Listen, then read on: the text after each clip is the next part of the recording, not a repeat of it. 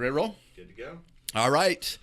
Welcome to episode number 1 of Success Uncut. Today I've got Ned Matheson here.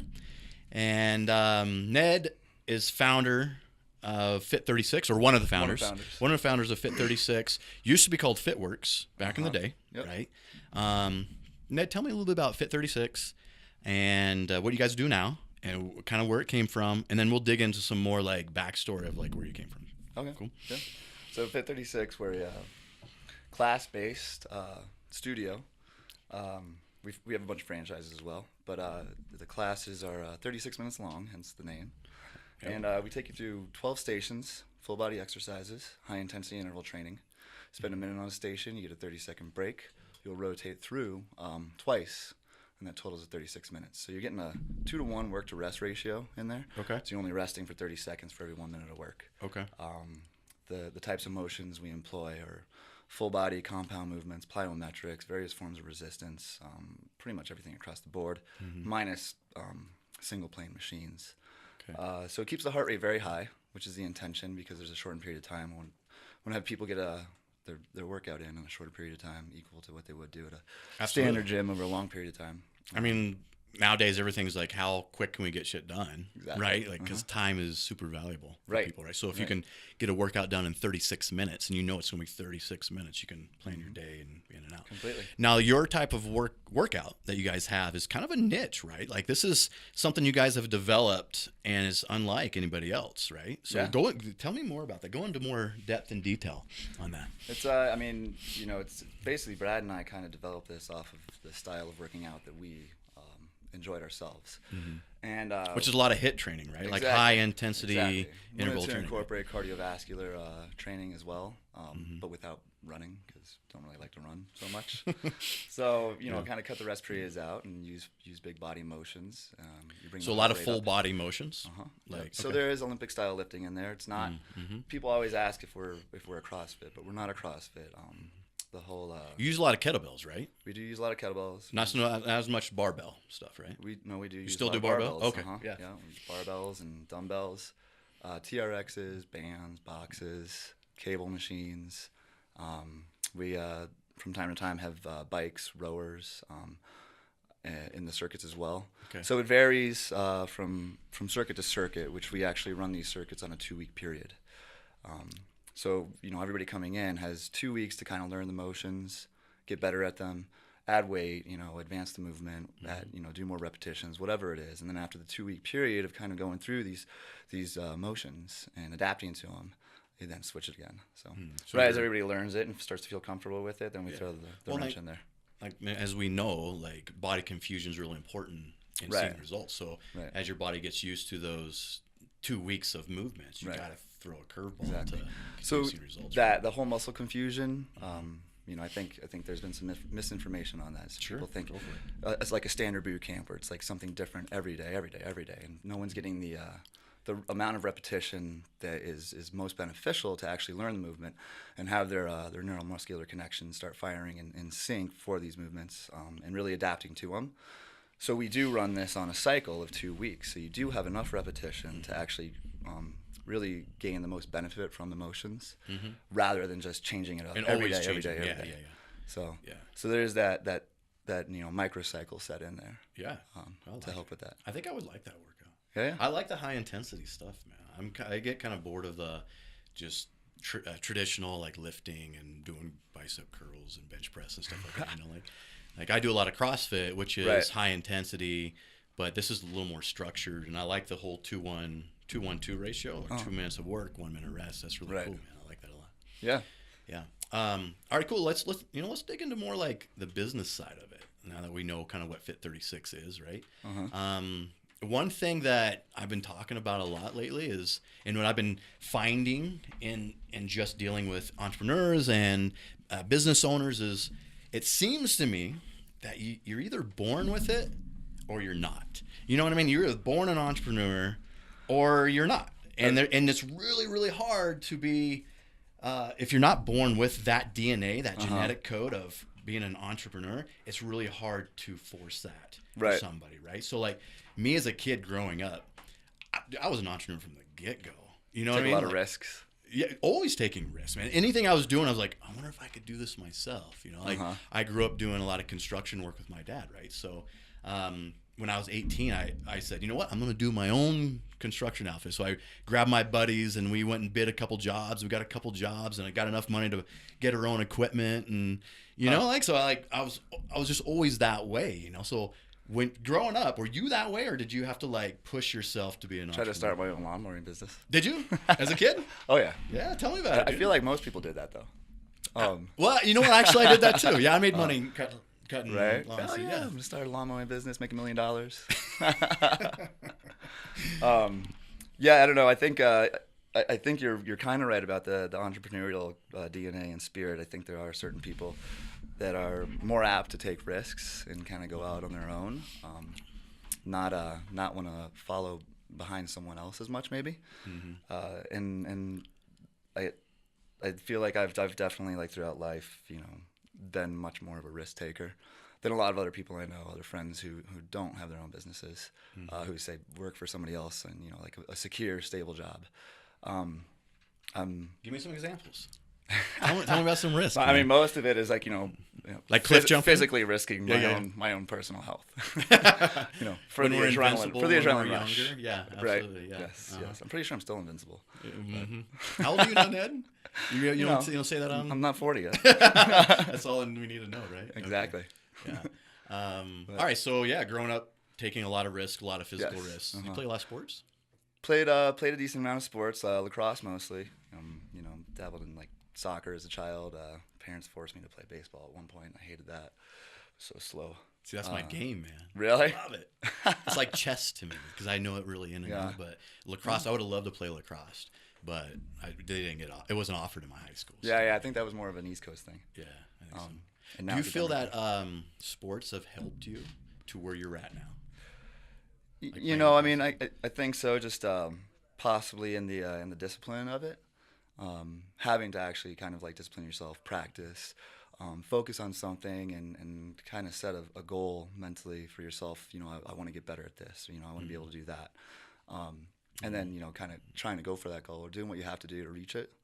I think that's probably doing whatever it takes to come out on top. Yes. Right. I mean, within good moral judgment, right? So. Yes.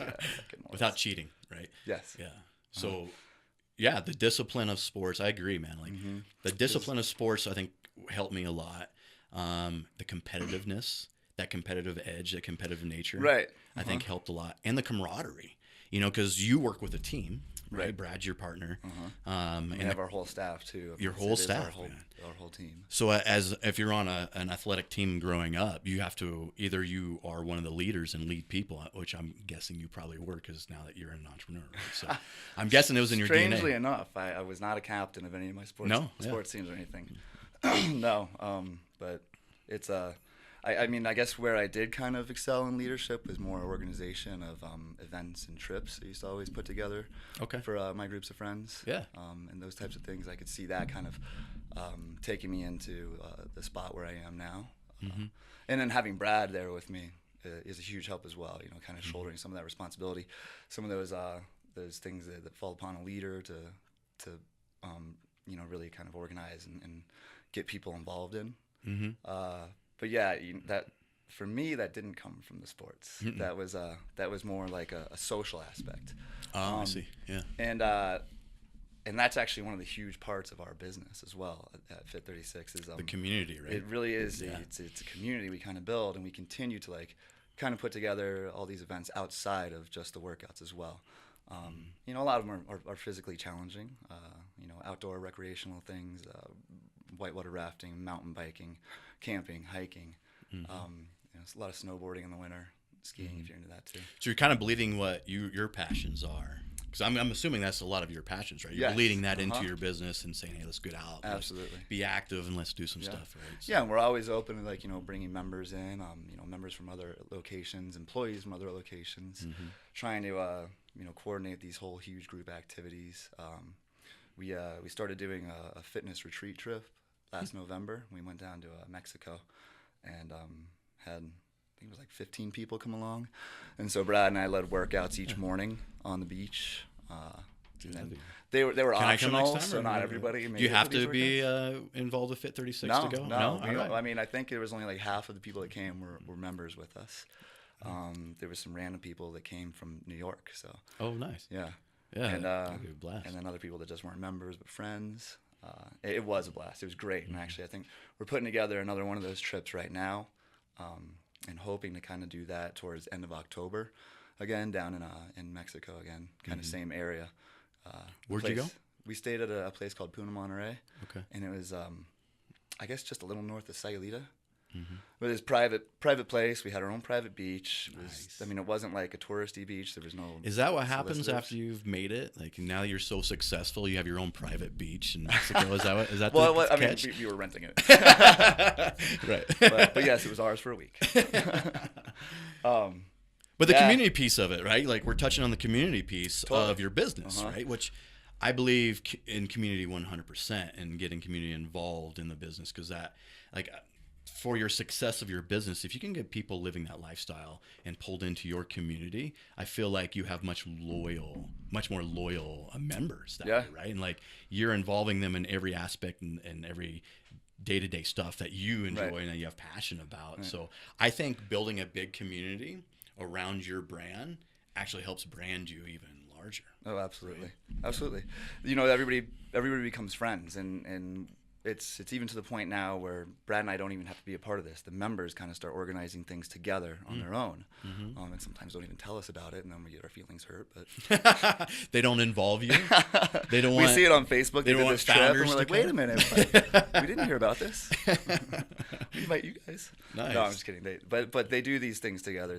And it's great to see that, you know, people that are coming in that weren't previously friends and have met in the classes, then start hanging out outside of there and doing other things. You know, even if it's not with us. Right. Hey, man, that's part of, like, once you build a community big enough, man, it kind of evolves and takes on a life of its own, which is super cool to sit back and like look at and say, hey, I started this, and now look at this huge community that is like running on its own now. Yeah, that's super cool, man. Yeah. How did you and Brad meet? How'd you guys get all tied in with business? Brad and I met at we were both working at 24 Hour Fitness, like 10 years ago. It was a while ago. I can't remember how long. But so we were both working at 24 Hour Fitness, and then ended up becoming neighbors. So we kind of started hanging out that way. Brad took off. I think he went to Thailand, working for some fitness aspect of some resort out there. He was gone for like a year. When he came back, he hit me up, and I was in a kickball league, and I was like, yeah, come play kickball with us on Sunday. And we were sitting like at the bar before the kickball game. You know, was it the kickball league where you have to have a beer in your hand at all times playing kickball? No, was no. Okay. But that was optional, so everybody did. You're right. Yeah. But yeah, we were sitting at the bar before the game, you know, getting ourselves ready. And he was mentioning that he needed a place to live, and I actually had a roommate moving out, so I was like, oh yeah, I got a room opening up. So he ended up moving in. We were roommates. And then at that time, he was working for My Zone, and I had branched out on my own as a personal trainer. I was just training out of a private studio. So we were then roommates at that point. And it was when we were roommates, there was an opportunity kind of fell into our lap to open a gym. But it was in the fitness industry that we initially met, and it was at 24 Hour Fitness, where I think a lot of us all start. Well, let me back up even further into how'd you get into fitness? Because, you know, from childhood, being active as a child, right, pushing your limits of your body, right, the risks that you would take, I'm assuming it led you into fitness more, right? But tell me how you got into that.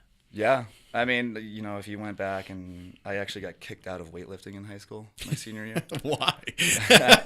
The professor was also the football coach, and he hated me. I'm sure with no reason. I mean, right? I didn't play football. I had tried out one year, and I think it was like the third day of practice or something, and they were telling us we had to run 2 miles a day in practice, and I was like, oh, fuck this. Hence why you never run in your classes, right? Right. There's no running. No running. But yeah, so he had kicked me out of weightlifting. And I think that, you know, if a lot of people that I grew up with looking at me now would be like, how the hell is this guy running a gym? And, you know, he did not seem like the person that was going to be, you know, lifting a lot of weights or exercising regularly. But that's funny you say that. I don't want to sidetrack it just for a second. Like looking back at who we were at that point to who you are now, like my friends do the same thing to me. Like, how in the hell are you running any type of business? Because I knew you when you were in high school, and you were a screw up. You know what I mean? Yeah, they're fucking around. Yeah. Go ahead, keep going. Yeah, it was. But I guess. So I actually ended up after high school. I didn't really go anywhere. I stayed at my parents' house. I was working as a mechanic. I ended up gaining like 50 pounds in my first year after high school. Okay, but you're a mechanic. You guys hear that? Whenever that old truck breaks down again, we're going. He's going to fix their shit. Well, it did break down in front of your store, and I couldn't fix it. Right? Oh, yeah, that's right. I was here all day. That's right. Your truck did break You had down. to tow me to the shop. That's right. That was embarrassing. Anyway, I'm sorry, I sidetracked. Keep going. No, I don't know. So you gained 50 pounds. And there was like, I was just sitting at home. I was just drinking a lot, eating like shit, and like in high school, I never really tried to like, be too strong or have to like work to like keep any of the weight off, and then it all came on. Oh yeah. And then I guess there was a. Wait, how old were you at this point? Man, I was like 20, right about 21. Okay. And I think it was 21 or 22. I saw a photo of myself from a side profile, and I had like this like sick double big old chin, turkey neck, right? And I was just pasty, and I was like hunched over at a bar, just drinking my hand, not looking good. And I saw that picture of myself. It was on New Year's Eve. I was like, holy fuck, that's me. I was like, I don't look good. I was like, this has got to change. And so I actively started changing my life at that point and started working out. Granted, I had no idea what the hell I was doing, so it was like all bench press and bicep curls. Yeah, every day we bench press, right? Yeah. Right? Like, I'll just wear pants. Screw the legs. Screw the legs. I'll never wear shorts ever. Right? Pants in the summer. Pants in, But so I started working out, and then I moved to Colorado, and this place is just so active. Where were you living before? In Virginia. Virginia. So I grew up in Northern Okay. Virginia, just south of D.C. And I ended up moving out to Colorado here. Just I did like always camping and wanted to be near the mountains and the sunshine. Moved to Colorado, went to CSU, and spent a couple years there. And then after I graduated, still didn't know what I wanted to do really. And I was still working out and everything. But I ended up getting involved in wildland firefighting. And there's a big demand for that here. Yeah, there is. Man, that was one of the funnest jobs I've ever had in my life. Really? Maybe someday I'll go back. So did you fight some fires? Yeah. Nice. Yeah, plenty. I was doing that for about 4 years, and there's a big emphasis on being physically fit because it's a very physically demanding job. So every morning, I ended up getting on to one of the small crew they kept on year round, and every morning we would have physical training, and I just kind of started excelling at that. I had been working out for a while, and started doing that more and more. When the firefighting kind of slowed down in the winter and I wasn't getting paid enough, I actually had a girlfriend at the time that suggested I look into personal training because it paid really well. And I was like, oh, yeah. I was like, oh, I'll go. And now we realize it didn't pay worth shit, right? No. I was like, yeah, I'll go work at 24 Hour Fitness and make $1 million. Yeah. You're rich. $1 million more than I was going to make with my lawn mowing business. Right, yeah. But yeah, so I looked into that and I switched from the wildland firefighting to become a personal trainer. And that really kind of like set me down the path. Yep. And at some point, because I've heard this, I mean, I've been in this fitness industry for over 15 years, right? And I've seen trainers come and go, and thousands of trainers I've talked to. And I'd say 80% of them start out with a big box gym like you did with 24 Hour Fitness or something like that, right? And they start training, and then after a few months, and some people take longer than others, but they realize, wait, 24 Hour Fitness is taking a lot of money, but what the thing they don't realize is 24 Hour Fitness is feeding you.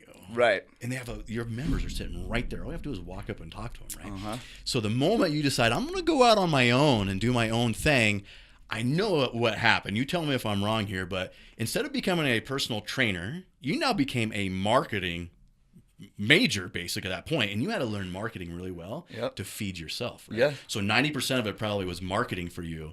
10% is actually doing the training, right? Right. Well, I mean, the first thing you do is you steal all your clients from the big box gym. Of course, yeah.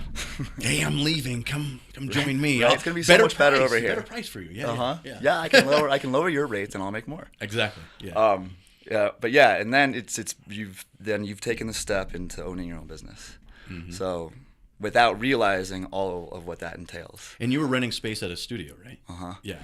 So you're owning your own business, building your own clientele with low overhead, low liability, because you didn't really have to pay for a large space and so like pay your own insurance. That's it, and then the rental fee each month. Yeah. But yeah, otherwise, and then I didn't really do any marketing, and I don't know that You're lucky trainers that do. The marketing was like, hey, refer more people to me. I'll give you free sessions. Yeah. I mean, hey, that's part of marketing. And talking to people out there. And eventually you get business cards made and you try and pass them out to people at the bar or wherever you're meeting people. But yeah, it's that then is a start, and I think that's a start for a lot of trainers. I feel like that's kind of a standard pathway for people that are in the fitness industry, that they then end up starting their own business, is starting one of those big box gyms and getting some experience, and then moving into a small operation of their own, and then from there branching out and going much larger on their own. Not many people, I'd say a very small percentage of people branch out and do much larger on their own, like you guys have done. What I've seen is the majority of people that branch out and do their own training and their own renting a studio, they don't make it. No. They don't make it because they weren't born an entrepreneur, right? They think they want to be, and it's glamorized, and it's going to be awesome and amazing and cool. I'm going to get rich. I'm going to make my $1 million, right? And I'm my own boss. I can do whatever I want. Yes. And when they get to it, oh, shit. This is really hard. Yep. This is super hard. And when they're starving and they're not making enough money, they go get a real job. Right. And clock in and clock out, right? Exactly. Yeah, they don't realize, I think most of us don't realize when you step out that you then have to take on all these other aspects of running a business and keeping that business profitable behind the scenes of what the service actually is. Yeah. Right. And I the think service is the tip of the iceberg. Completely. Yeah. Everything else, there's a huge amount that goes in all behind that. So, and it's funny, like, I try to explain that to people that don't own their own business, that, that they're like, oh yeah, you got your own thing, what are you doing? Working 2 days a week? Yeah. How amazing. You probably show up for 10 hours, right? And, like, I'll train classes like 2-3 days a week, but when I'm not training classes, I'm still working. Yeah. People are like, oh yeah, sure. Like, there's really a lot that goes in. The perception of the business owner is super glamorized, man. Everyone thinks, oh, it must be amazing. You must be rich. Very few entrepreneurs are rich. Right. No, yeah. Yeah. There's so much cost that you have to put back in. So, I mean, even when the business is very profitable, there's a lot of that cost that has to be reinvested back into it. Yeah. Yeah.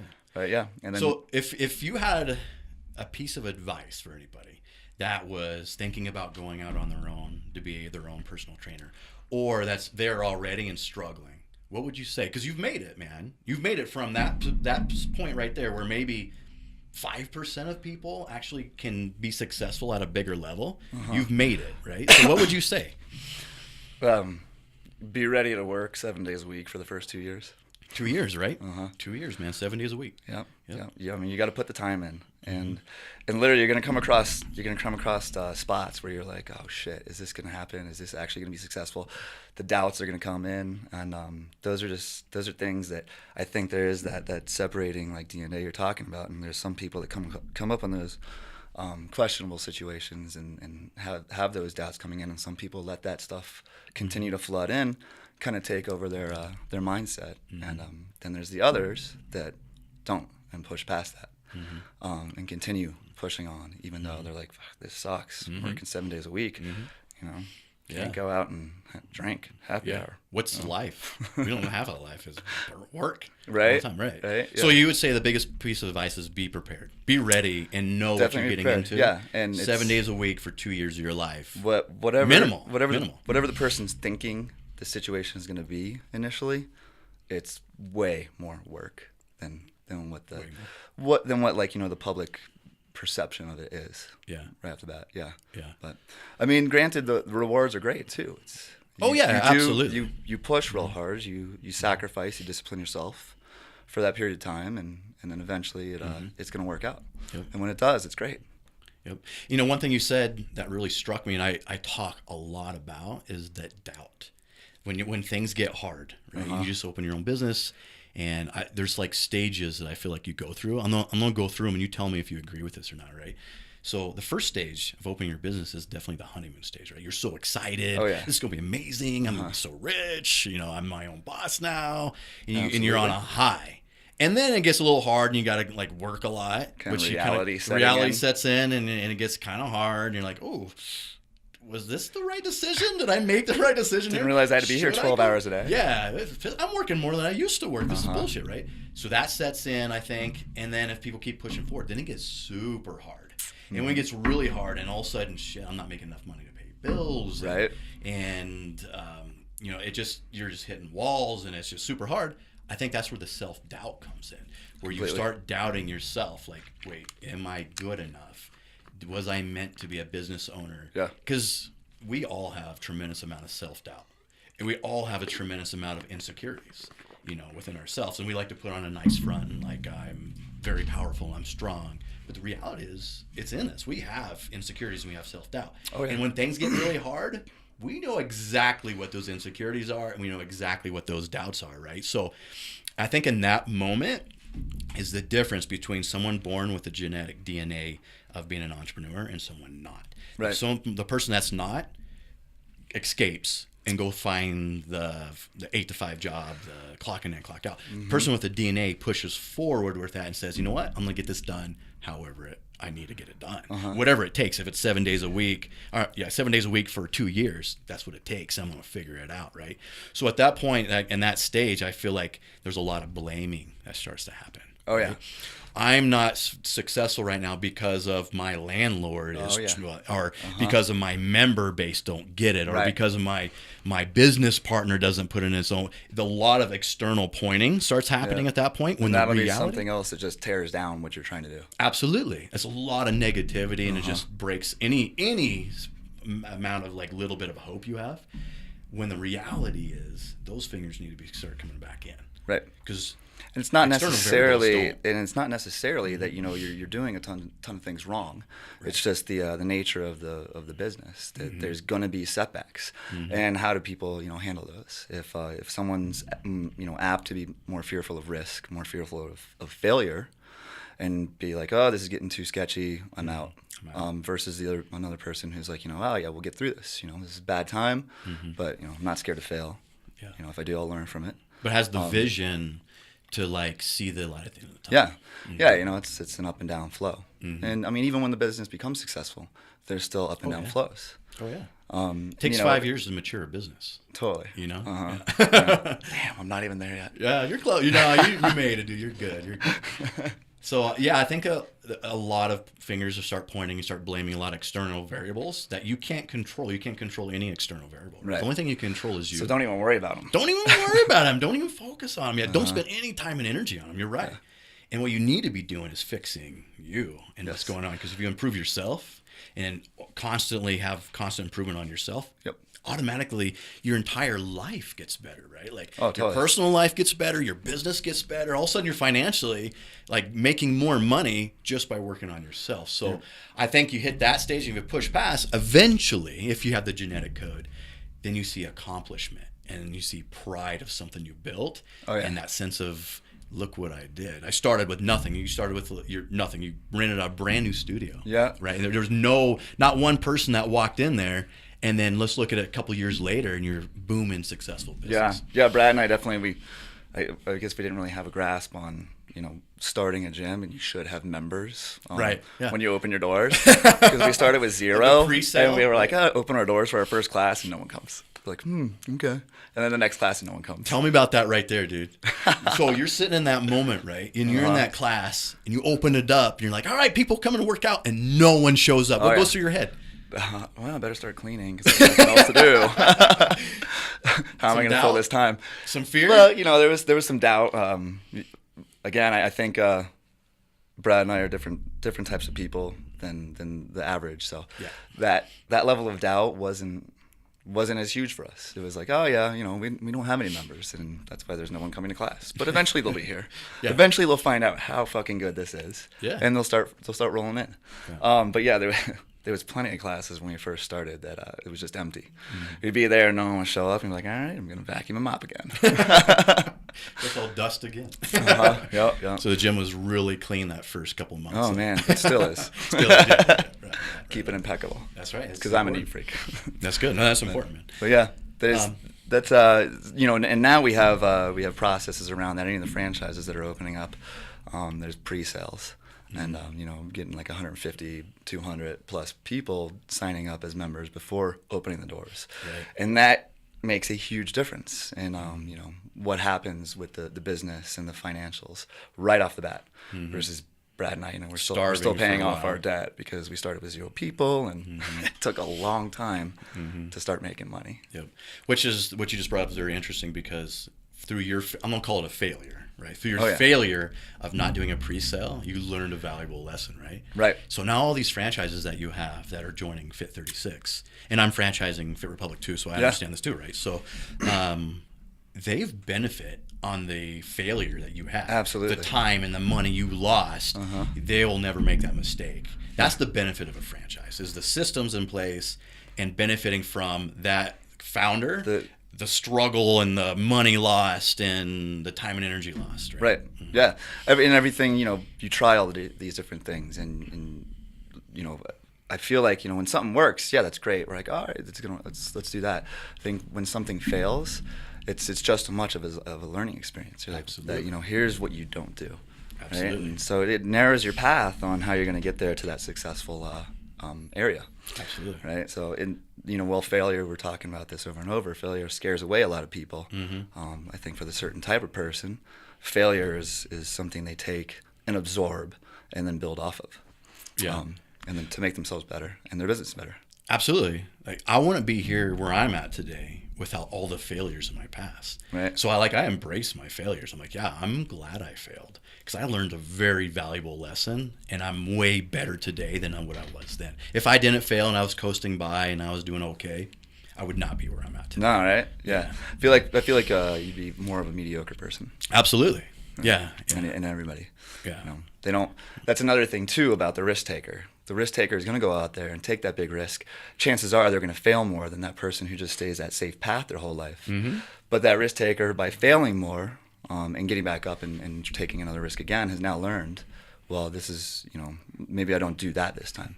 Yeah. So they've learned a little bit more. And I think, that kind of leads to a person who's a little bit more successful, Absolutely. Or at least in their own business, rather than staying that safe road and working for somebody else and, but it's secure and there's benefits and the longevity in this job, it looks like it's there. Right. Yeah. I'll have a paycheck as long as I don't get fired.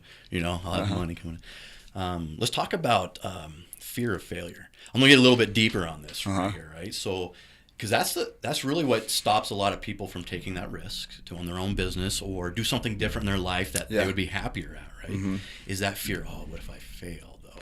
Totally. Right. That fear. Well, what's underlying? What do you feel is underlying that fear? You know what I mean? Like, who cares if you fail? What are you afraid of? Yep. And one thing that I've noticed a lot lately through some podcasts that I've been watching or some other mentorship that I'm getting is it seems like people care too much about what other people think. So if you fail, what is my family going to think? What are my friends going to think? What am I going to be viewed as in the community? You know what I mean? And I'm not going to get as many likes on social media. Right. Right. So my theory on this is people care too much about what other people think, and that prevents them from doing what they really want to do. Yeah, I think that could be huge. Definitely. Because everybody really does want to, feel like they're held in high opinion by all their surrounding peers. So I'm sure that's huge.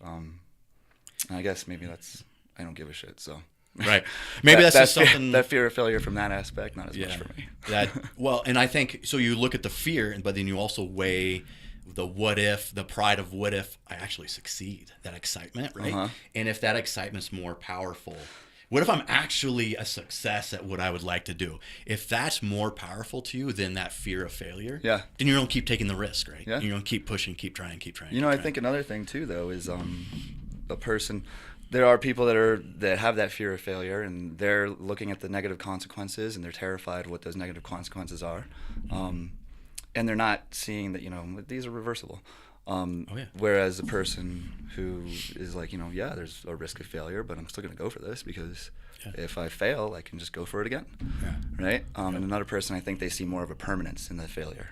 Like, oh shit, if I lose this money, I'm done. That's it. Right? My life's over. I'll never make money again. Right. You're right. You know what? That's a really good point. That the permanence of failure, that perception is pretty scary, man. But the reality of I think for a lot of people it is. For a lot of people, for some people, it's not so scary. Right. Well, because I think we understand this. It's not a permanent thing. Right. And I think we've found that out from early on failures.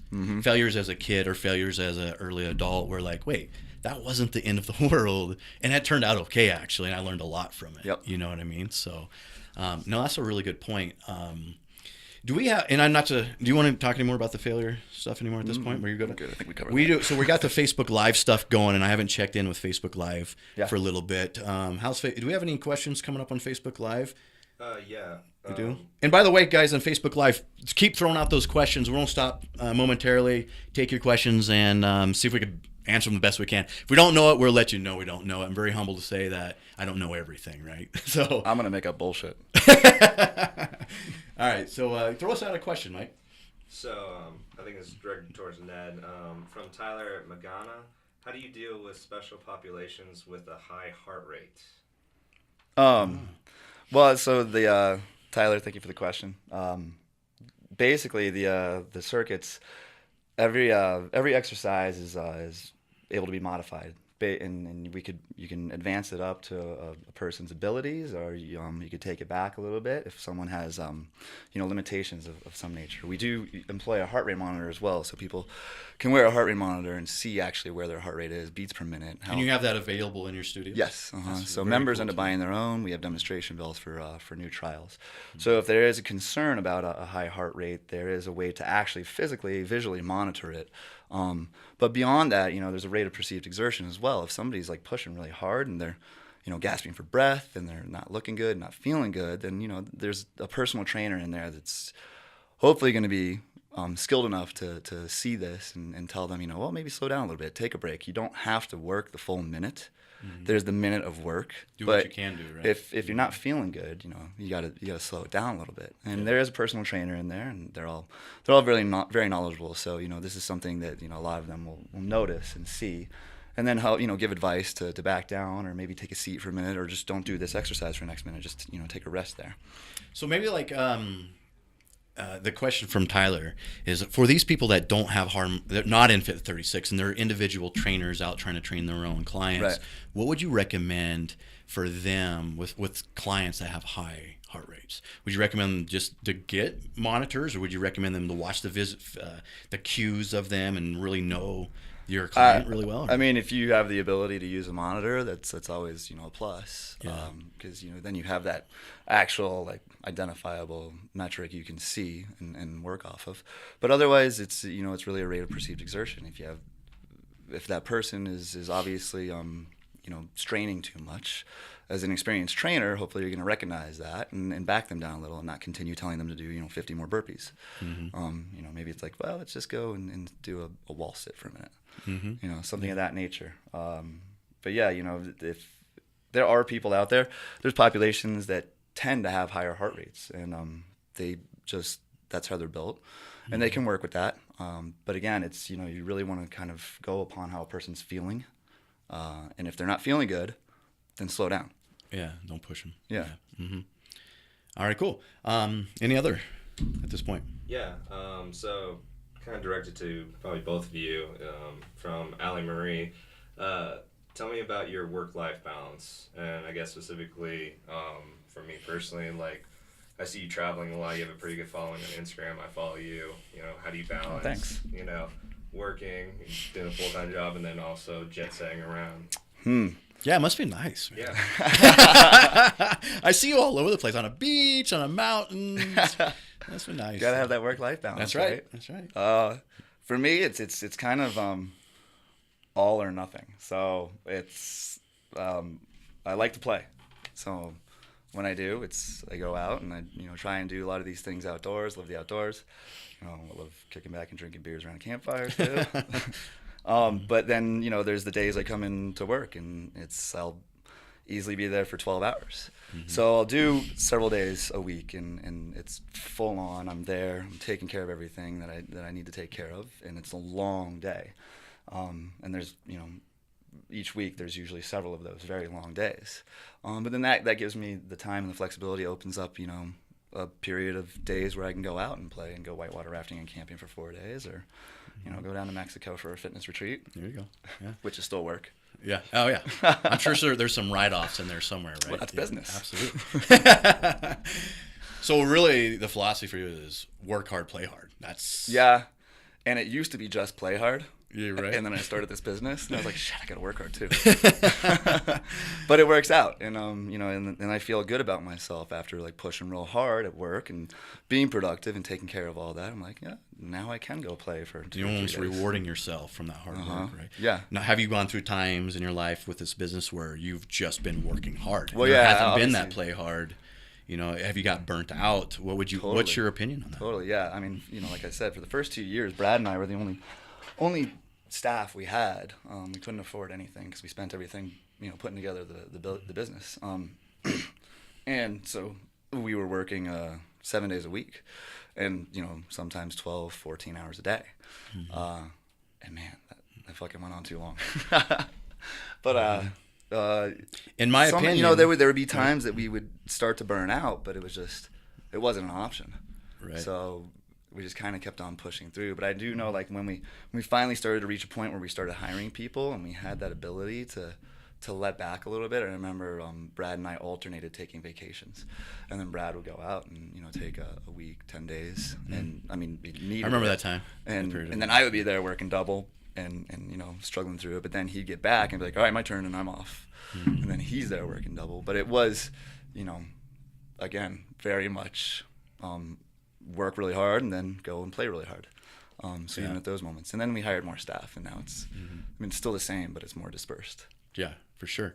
And it's been, in my opinion too, is if I'm working and I don't have that balance of play or family, whatever, is my productivity goes way down after a bit. Yeah. And I'm not getting as much done as if I would take at least one day off to not think about work, not do anything with work, recharge, reset, and go hit the next day really hard. Yeah. Right. Yeah, it's and that's part of that burnout, I think. You just start working too hard, and eventually you just start glazing over. Yeah. And you can't focus, and you can't put forward the energy that's needed to be productive. So successful. To help increase that productivity and to be better and keep your energy high, and therefore the energy of others surrounding you, you got to have that play as well. So it's, if you want to look at it this way, you're taking off to improve your business. That's right. It's 2 years out of your life, right, to work really hard. Right. And make sure you have that balance to live a better life. And I always say it's buying time. I work super hard to buy time in the future. Totally. Right? So that now you can go off and play, and you're going to Mexico, and you're going to mountain, you're going camping. Like, you bought time for yourself from that hard work that you've put in. Yeah. Yes. And time is the most valuable thing in life, man. I deserve this. That's right, dude. That's right, man. My opinion on it, I have a wife and a daughter, so it's really important for me to spend some good amount of time with my family. And it's 100% true. Happy wife, happy life. Because if the wife isn't happy, life isn't happy, and my work sucks. And there's no productivity if the wife isn't happy. So too much other stuff on your mind. Number one priority, happy wife, happy life. Then I can really focus on work, and I don't, my mind's not split. But so for me, I'm at the point now where, I can take a few vacations here. I've got a lot of help, and my business is running on its own. But my staff will attest to this. Like, I don't work on the weekends, and I don't really take phone calls on the weekends. I don't do a lot of texting to any business, any franchisees or any of that. And I spend at least that 2-day weekend with my family doing family stuff. And it benefits the family, obviously. Right. Because you don't have to be that entrepreneur that hurts family. You don't have to be that workaholic. The workaholic. You don't have to be a workaholic. You just got to balance it well. In that time period that you are working, you maximize the hell out, and you work very efficiently in that time period. It's more beneficial to work 3 hours super efficiently than 12 hours half-assed. You know what I mean? For sure. So I focus super hard on the 2 days off a week with my family, and then I come back refreshed on Monday. These guys will tell you I love Mondays, man. I love Mondays. I know most people at work don't like I Mondays. take Monday off. Mondays for Sunday me, I'm still refreshing. Yeah, right. Yeah. Well, you're probably recovering still in Monday from that camping trip or something yeah. like, right? Yeah. But Mondays for me, man, are like most people's Fridays. I'm so excited to get back and create business and create in my life and my world that Monday's the first day I get to do that. And I have, I have 5 days to be able to do that. And I'm fresh and starting. So like I come in on Monday morning, they're like, "Hi, Kurt." I'm like, "Hey, happy Monday." Like, "Yeah, I know it's Monday again." And so Friday, vice versa, right? Friday comes around and I'm all like, "Oh, it's Friday." And I'm all down about Friday.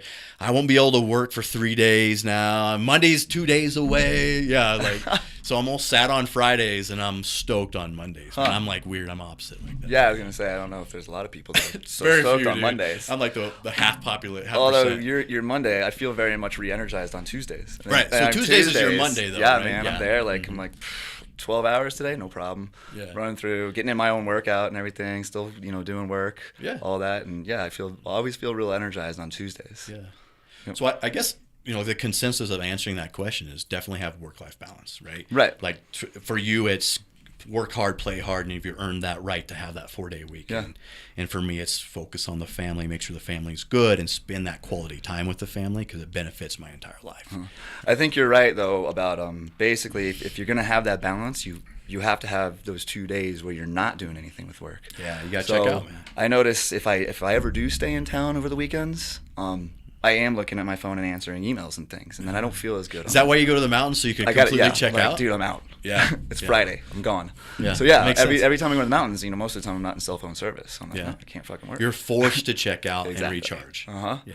Yeah. Cool. And then I come back and it's like, anything that would have bothered me over that period of time, all built up and everything. I'm like, oh, this is not that bad. Yeah. Cool. It's only 15 fires put out. Right.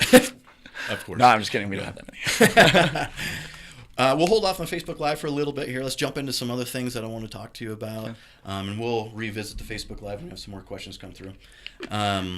So kind of where we left off, man, was we talked a lot about where you and your business partner met. And we talked about your transition from personal training to starting your own thing. And I want to go back into that where, all right, now you're at that point of your life, you're like, I think I want to do my own training studio, and this is what I want to do. So tell me about that part of your life. Man, it was really, that was something that I had kind of just envisioned in my head, but it wasn't, I hadn't set out like a concrete plan on how I was going to get there. So no business plan at that point? No, no. It was like I said, like Brad and I were living together. It was a great opportunity kind of fell into our lap of this another girl having us come downtown and look into this studio. She had part of her place out as well, and wanted that she actually had reached out to Brad, and Brad had asked me, to come down and check it out with him. And we got there and we looked through this, and their idea was we open a spin studio, and I was looking at it and I was like, well, always wanted to kind of go from personal training to owning my own thing, because it's like the logical next step. You're going to top out as a personal trainer, and how are you going to positively affect more people if you can only see 8 people a day, 10 people a day? If you can burn yourself out in the first place doing that. But you're only, as a personal trainer, you're only affecting positively one person per hour, or however many people you are training. Well, on the business side, there's only so many hours in the day. Right. So it means your money is capped. So you're only going to make so much money. What's the next step to get around that and not be restricted by the number of hours there are in a day? So that opportunity presenting itself, we walked out of this place from downtown Denver, and I was like, Brad, this fucking awesome opportunity, dude. I think you should do it, and I'd like to do it with you. You should definitely do this, and can I come? And let me come. And he was like, yeah, man, that'd be rad. And I was like, yeah, but we shouldn't open a spin studio. And he was like, good, I don't want to open a spin studio either. So we kind of went back to the house, and we were like, let's create our own new concept on group fitness. And like I said, that's where we kind of decided that the way we work out is best, obviously. Now let's tailor this to fit everybody. Right. So you guys literally just hashed it out back in your apartment. Yeah. Maybe on a piece of paper. And I don't even know if we used a piece of paper. No, you just sat there and looked at each other and were like, 30 seconds of eye contact. Right? I got it, bro. I got you. Yeah, it was. We were like, well, one of the things is we don't want it to be an hour long because being in the gym for an hour sucks. Because then really it turns into an hour and a half and yada yada yada. You're just wasting time. Stretch. Yeah. So we were like, well, 30 minutes to 45 minutes would be a great number, great period of time to work out. And it's like basically, I mean, most people spend the majority of their time in the gym resting in between sets. Or talking. A lot of talking. Yeah, if you're in that big box gym. Yeah. Even when you put those headphones in, people are coming up to you, hey. I'm like, no. I think that happens more to girls than guys. But yeah, so we kind of picked our time frame of what we wanted to look like. And How'd and you then come up with 36 minutes? so it was basically just working with the numbers. We decided the way we worked out was we took ourselves through circuits pretty much, and we would go from one exercise to the next. And we didn't really time our rest, but there wasn't really rest. It would be like we would do one body part and then the opposite body part, so we could continue moving through without resting so much, and that would keep the heart rate very high. So we decided that if we were going to structure this, that we would set it at a time frame of specific time of work and a time of rest. And we ended up playing with numbers. Another thing we had to then take into consideration was, how do you make this financially feasible? We've got to have, if we're doing stations for exercises, we need to have enough that there's enough people in class that we're going to make money. You can't have 4 stations and only have 4 people in the class. Right, because you can only fit so many people on a station. Yeah. So we ended up, we played with a bunch of different numbers. I think we had 24 stations at one point, because we wanted 24 people in the class. Right. Well, no, so we had messed with it. I think, we did 24, and we did the 1 minute on, the 30 seconds off with 24 people, and we actually did this with friends and family and tried it out, and it was fucking chaos. You get 24 people in a room trying to do 24 different things That's for 1 minute. a lot of stuff to remember. Oh my God. I mean, even with 2 trainers in there do it. running around trying to get everybody correct, it's like by the time you correct one person, the minute's over, and there's like 50 other people in there that are like, I didn't know what I just did, but I did something. I hope it was right. Back hurts now. Yeah. I pulled very hard in a jerking motion with my back. Right. So is that right? Yeah. We did that one time through. We finished that class, and I was like, that's not going to work.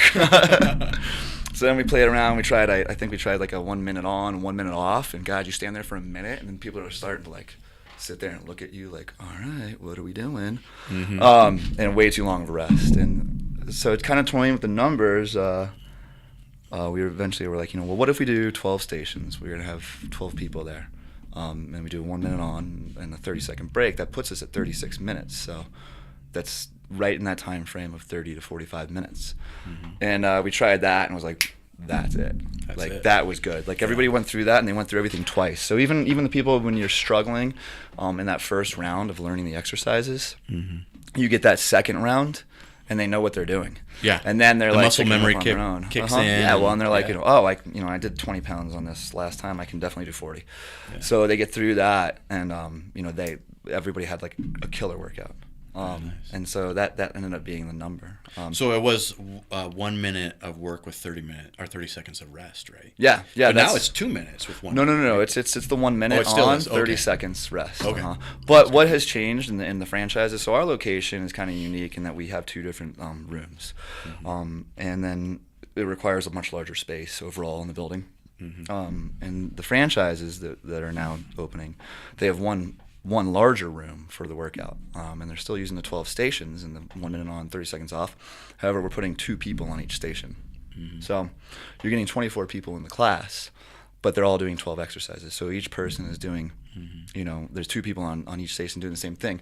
And it's kind of cool because they get a partner to work out with. So, like friends are coming in and they get to work out together, and then there's that camaraderie and everything. It's also a great way that new people are meeting each other because they're working out together. And then you get the veterans that are in there and doing things, and they know what they're doing. Another person that's with them doesn't, so then that person becomes like a pseudo coach. Right. And whereas the trainer is over helping somebody else, this person that's working with them is like able to kind of help them ensure proper form as well. Yeah. So it's turned out to be pretty good, and they get the same number of people, 24 people in each class. Where we have 2 rooms and running, which isn't so much secret anymore, by the way. But no, that sounds. Of course, that works. Yeah, That's awesome. Yeah, and I mean, it's not very often that somebody is in there and they're like, it wasn't very hard. Right. if I hear somebody saying that, I'm like, you were using the pink dumbbells. Are you actually doing this? Right. Yeah. You're using the 10-pound dumbbell. Come on. Yeah. So you mentioned your franchise locations, right? So let's give you a little plug here on. You got a couple new ones opening up here locally, right? So yes. Oh no, you got one locally or a couple. Lowry. You tell me where the locations are at. Right? Lowry is about to open. Lowry. What do you think is the ETA in that? We're hoping within like a week. Oh, so real soon. They're real close. Yeah. Okay. Where are they located? They're right out there. Where those that whole, I guess that's the whole Lowry complex, the old the military base. Yes, yeah. Mm-hmm. Out there, and there's like a bunch of athletic fields and stuff, and 24-hour fitness over there and everything. Yep. Mm-hmm. So they're out there in a new little strip of construction, and they're about to open. I'm sure they're going to kill it. It's a great location. Awesome. Brad wanted to be here, and he couldn't because he's actually in California right now helping open the Rockland, California studio. Okay. That hopefully will be open in the next month. Mm-hmm. I know Seattle's up and coming as well. We have studios already open, obviously here in the Denver surrounding area. Our location downtown, another one in the Highlands on 37th and Julian. It's actually right off 38th. Mm-hmm. Another one down in Highlands Ranch. I forget the cross streets. How many locations you guys have now? We've got, I think this one in Rockland will be number 11 open. Okay. Pretty sure it's right around there. 10 or 11, something like that. Dude, that's great. Because there's another one in the tech center we have. I think they were the second open to us. Mm-hmm. And they're crushing it down there. They're right there on Bellevue and I-25. Mm-hmm. So they have a great demographic in that area. And then we have Folsom, California is open. Fresno, California is open. There is Livingston, New Jersey, Waldwick, New Jersey. So you guys really expanded outside this Colorado market. Yeah, you guys done great. Norfolk, Virginia, Desert Ridge, Arizona.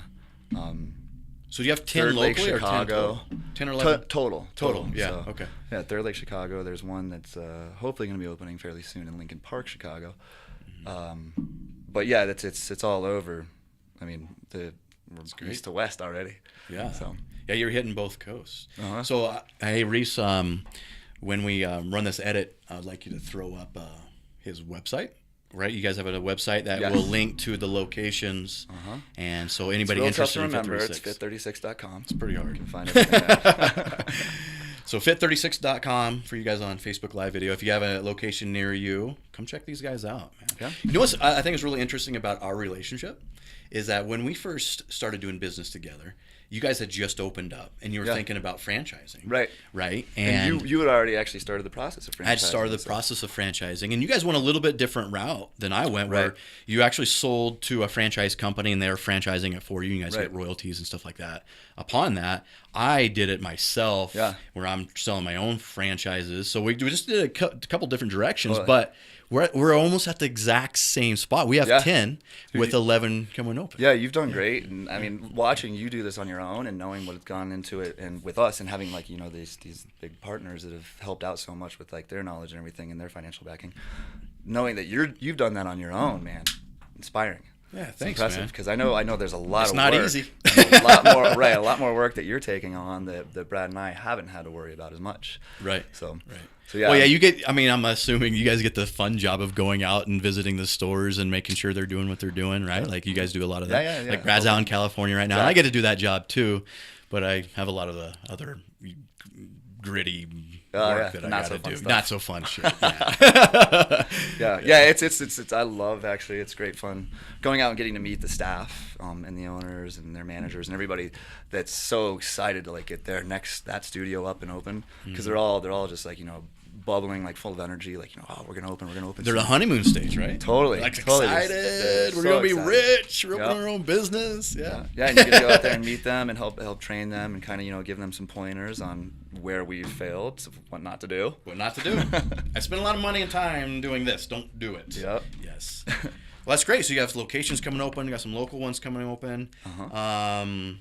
Now, there's some other stuff that we were talking about earlier about you guys do a lot of stuff with the community and events, and you're talking about the HIT that you're doing. The HIT Club. Yeah, the HIT Club. Yeah. Tell me we about just had that last night at a View House. So we have the View House is right next to that downtown View House is like almost across the street from our location downtown. Mm-hmm. So we've partnered with them on a lot of things, and one of the things we do, Ironically, it actually started as a run club. Okay. And you starting a run club? Well, there was a lot of run clubs in the area, and the people over at View House were like, yeah, we should do a run club. I was like, maybe. So we tried that for a year, a little over a year, and thankfully we all decided this year that let's nix the run, let's do a hit club on the View House grass. Yeah. And the hit club is we take one of our circuits. It's not the same ones we do in studio, in-house, but we put together the same thing, a 12-station circuit out on their grass. Mm-hmm. So we do set it up to take around 3 to 4 people per station though. And then we run everybody through that 36-minute workout out on the grass at the View House. And then the View House is kind enough to give everybody a free beer afterwards and discounts on food. So we do that workout, and then like last night we did it. And you get a lot of people that aren't already with Fit 36, right? Totally, yeah. It's open to the public. So that's a great lead source for you.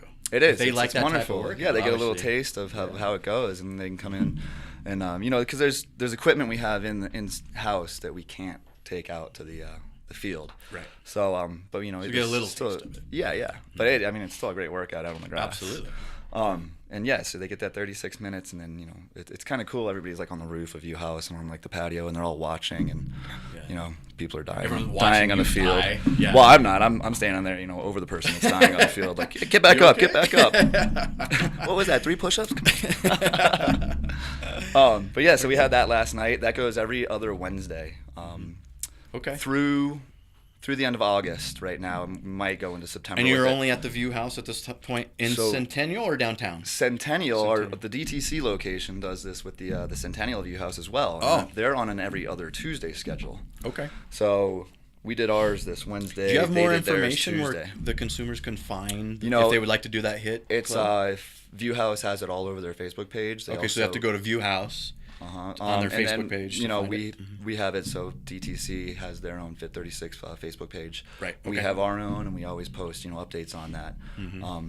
It is a $20 one-time donation, but all the proceeds go to the Boys and Girls Clubs of America, and then that gets everybody that joins the T-shirt, the entry into the club, the free beer every time you work out. I'd go discounts on food. Beer. Right? Yeah, I had like 10 of those free beers.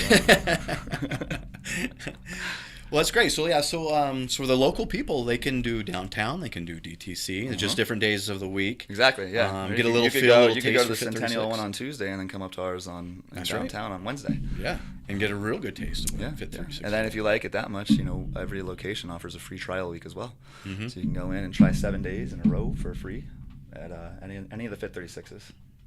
Yep. Very good. Yeah, for sure. Let's go. Do you have anything else that you would like to add to this podcast? Any other stuff you'd like to talk about? I was about to jump back to Facebook Live question and kind of start wrapping it up, but what you got? Maybe just a couple of events, but I can string through that at the end. Go for it, man. Go for it. We're already plugging you guys right now anyway. Let's keep plugging. Keep the plug going, yeah. So the Hit Club, that's a big one. We're doing downtown. We're doing partnered up with the Rhino 5K. That's happening, I think, July 29th. Okay. There is the Denver Fit Fest, which comes up August 4th, 5th, and 6th.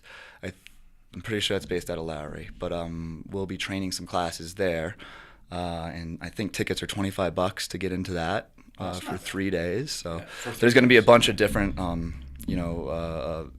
fitness concepts there and gyms and things. So people that can go to that can get a taste of us, plus everything else that Denver has to offer, which is a plethora of things. Brad and I are actually going to be out in LA August, I think it's the 12th and the 13th, for Propel Collabs Fitness Festival. Okay. So Propel is putting on this fitness festival in LA on the 12th and 13th, where they're bringing together basically all the top workouts in the nation. So this is like places from all over, like New York, Miami, Chicago, LA, us. Wow, that's big, man. That's yeah, pretty cool. Yeah. I feel very, very privileged to be in the company of a lot of these other people. Propel's a big and brand, other concepts. Yeah. And then so if anybody's in LA, they should hit that. On those dates in August, and tickets for that go on sale next week. I think that all the proceeds benefit the girls run run girls club. It's a charity. It's a charity. Uh-huh. You guys are giving back to Exactly. charities, man. That's really big. Lots of charity That's really stuff. good in PR and Yeah. good to keep giving back to the Yeah, community. yeah. One of the things we started at our specific location as well is we've partnered with the No Kid Hungry charity group, and anybody that comes in and signs up for a standard unlimited membership, $5 of their dues from every month goes to this charity. So That's awesome. we're taking part of that money that they're spending and putting it into a better cause than ourselves. That's awesome, man. That's great. Yeah. Cool. But I think I've touched Okay. on most things. Well, let's go back to Facebook Live and Yeah. see if there's any other questions. No, we're good. All right, cool. So I think that kind of wraps it up, man. But for the podcasters for next time, this is kind of the podcast name again is Success Uncut. What we're trying to accomplish here on bringing fellow entrepreneurs, talk about entrepreneurship, but get into the real raw shit of what it really is about being an entrepreneur, owning your own business, running your own stuff, and the truth and the reality behind it. Because How hard it actually is. how hard it really is, man. Not just living the glam life. Yeah, that's. I mean, 4 days a week. Well, yeah, for you at this point, yeah, you get to travel all the time. But the reality of it, and then the entrepreneurship's so glamorized now in the community. Like that's like the new sport. Like I think Denver is a huge hub for that too. Everybody's like, I'm going to open my own business out here. Yeah, I've noticed no one works at Denver.